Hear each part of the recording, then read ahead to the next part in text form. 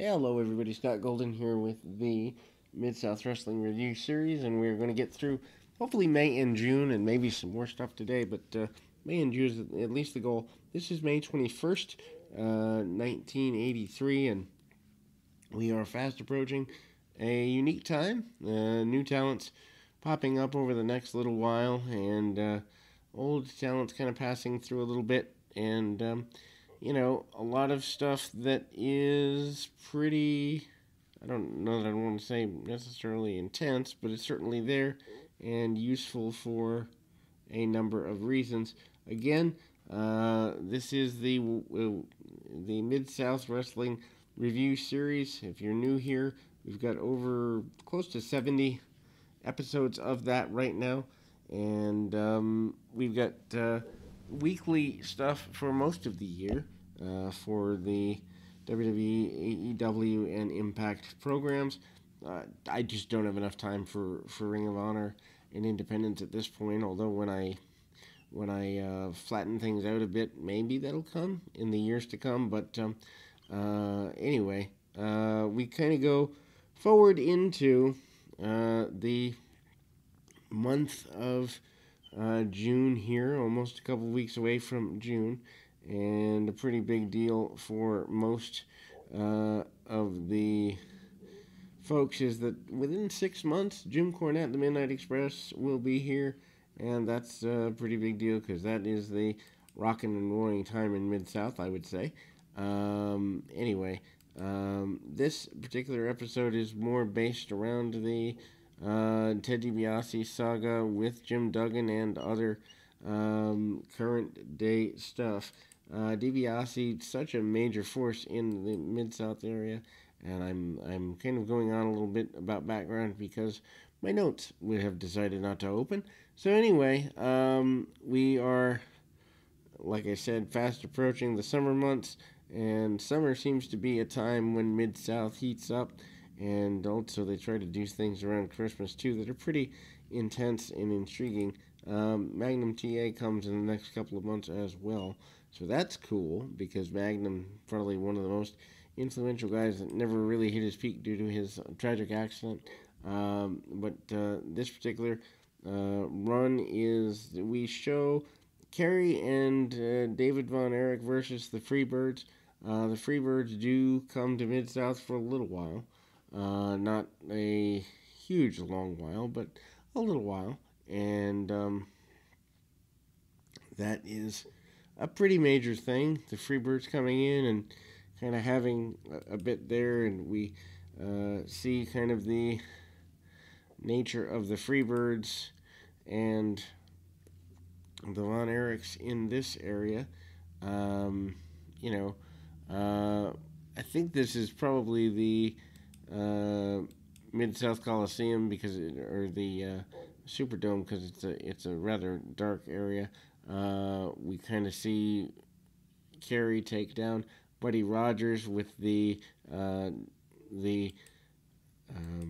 Greco-Roman knuckle lock. Kerry and Kevin, of course, biggest stars and Kerry, Kevin, and David, actually, biggest stars in all of the Texas, Dallas area, and cut off by the Freebirds. Bit of a cheap shot upon occasion when needed by the Freebirds, and of course we've documented at great lengths over on the world class version of things the Freebirds Von Erich thing.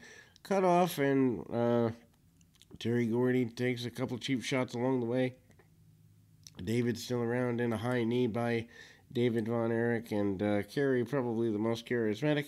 David probably the best wrestler, and the match is really a brawl, and the Von Erichs come out ahead there. We then go to another shortened singles match. This time King Kong Bundy and Tim Horner do not want to be Tim Horner. In this one, Horner does the stick and move, stick and dodge quite a bit during the early stages of this one. It gets locked up with Bundy, doesn't really lead him to where he wants to go. Bundy allows Horner to come off the ropes, hits a couple drop kicks. Bundy tries to swat him aside and eventually does on a second or third drop kick, and Bundy takes control. Obviously, the size differential too much for Horner to do a heck of a lot.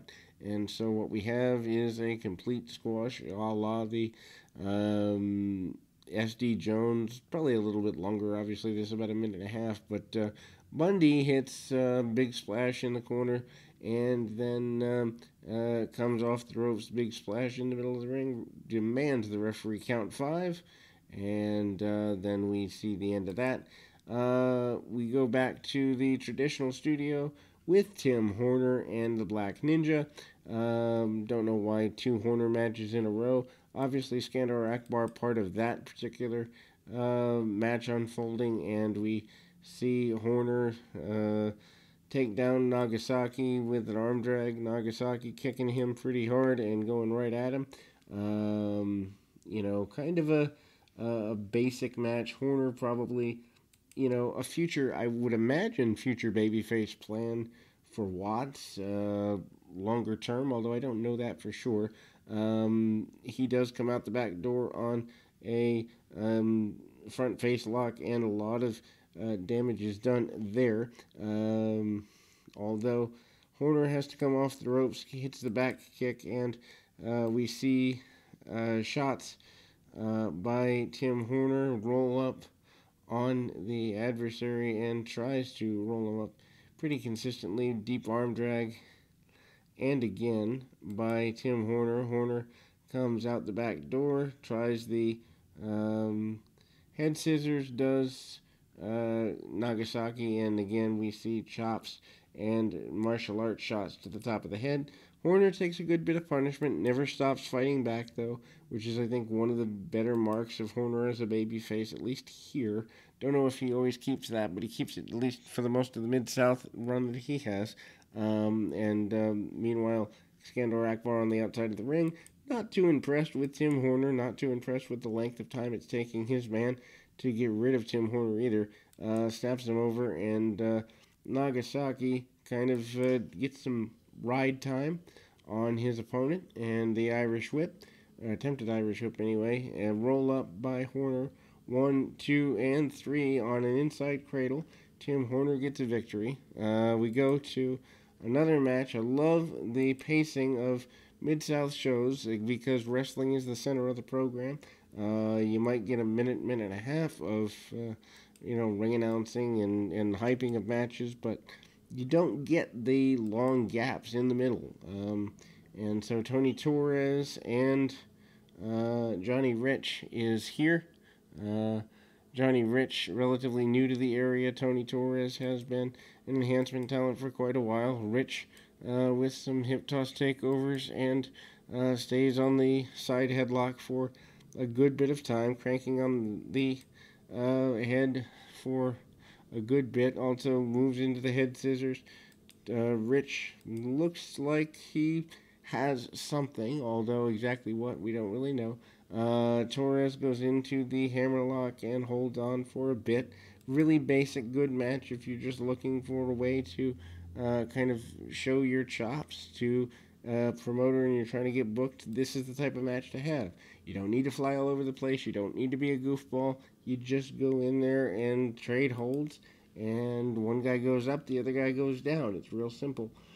Speaking of simple, the Super Destroyer up next, and his push has kind of been increased. We've got Super Destroyer and Zane versus JYD and Butch Reed, which is an interesting dichotomy there. Obviously, that is a match that you're going to kind of get Super D and Tony Zane. Kind of a step backwards for Super D, especially facing JYD and Butch Reed, although that is a team that I think most people would be into, especially in the Louisiana, Oklahoma area. JYD over for several years now in the area and continues to be a good endorsement for Hacksaw Butch Reed. So 2 Hacksaws, Hacksaw Jim Duggan and Hacksaw Butch Reed in the same territory. Not sure how that works out. Reed comes out with a bandana and goes straight to town with the dog, and they are pretty well matched as team partners, and both guys use power early. Um, Reed, probably the better built dog, still starting to show a little pudge, much less than he has in 84, 85, 86, but he's showing some weight. Reed comes around with a bunch of arm drags, stays on his opponent, and holds on to the arm. And we then see the other adversary come in. Of course, that being Tony Zane. Zane doesn't fare better with the arm drags or arm bars than his opponent does there. The highlight seems to be actually on Butch Reed here. Super Destroyer comes back in, gets tied up in the ropes with some basic stuff, and Super Destroyer tries to go backwards on the Junkyard Dog. Destroyer with a back elbow on the dog for a minute, but takes some cheap shots, turns around, takes cheap shots at the dog. Dog beat up in the corner, but not willing to surrender, not willing to back down. Irish whip and a shot to the midsection, and the takeover drops the fist right in the middle of the eyes, and again tag back to both Zane and Butch Reed. Reed takes over, has much more power than Zane, and obviously more of an upside too. Small cutoff by Zane, and Destroyer comes back in. Destroyer, main thing you want to see from him is that superplex that he's so famous for. Roll through into the dog. Dog gets a tag into the ring, and kind of see that match break down a little bit. Dog, though, with a shot under the chin, and Super Destroyer not willing to take any backward steps there. Takes some shots at the dog. Puts Reed up for the superplex, which is a little bit surprising. Dog tries to come to the aid and actually does. Reed comes off the top rope after a thump from the dog and a huge 3/4 of the way across the ring shoulder tackle, and Reed and the dog are victorious. Ted DiBiase and Ron Ellis in a quick exhibition match, because they've got 3 more matches to fill out the card and only about 11 minutes to fit them in. So DiBiase and Ellis, a pretty quick one here. DiBiase, obviously a former multi-time North American champion, multi-time tag team champion, territorial champion as well. Gets a lot of ride time early, and Ellis basically there for the benefit of being an enhancement talent on this particular occasion. DiBiase with the hard shoulder tackle hits him pretty quickly, drives the knees in, and DiBiase really takes over with a clothesline. DiBiase and Duggan still have not settled their issues, and DiBiase gets a quick victory off of the power slam. He gets a victory there. We move on to Butcher Vachon, of all people, with the Hacksaw Jim Duggan that we just talked about. Second Hacksaw, and oddly enough, we see Skandor Akbar make his way out there, so maybe we kind of see him endorsing anybody that's against Duggan at this point. Duggan with a big body slam and goes to town on Butcher Vachon. Vachon not all that impressed and gets punched and kicked around, slammed all over the place, and Akbar wants revenge for the things that Duggan has done before. Once again, Butcher Vachon coming back in the ring, but it doesn't last very long. Although Vachon does get a few shots in before getting cast across the ring by Duggan. Duggan with an Irish whip and sends the big man's shoulder into the shoulders, and Akbar comes in, interferes, and Duggan obviously gets the win by disqualification. Mr. Olympia finishes us off for the day with about 3 or 4 minutes left in the program. Olympia with his manager, Skandor Akbar. Jerry Caldwell is his opponent for the day. Olympia comes in, hits a few arm drags and arm bars, really basic stuff, with about 3 minutes left in the program. And Caldwell has not really done much, hits a few hip tosses and arm bars, just tries to break the match down. Obviously, Olympia, more of a heel, certainly more of a heel since joining with Akbar, but also just kind of still trying to find his route. Olympia, one of the guys that stays with the promotion longer than most. He goes for the front face lock and stays on his man quite a bit here. Olympia with the body slam and dominates his man, snaps him over with the snapmare, and manages to go for a big backdrop, but misses because he ducks the head too soon. Love the fact that even the enhancement talents get a little bit of extra there, and we see a drop kick followed there by the sleeper that Olympia is known for so long. That will close the program, and we will be back to close out the month of May right after this.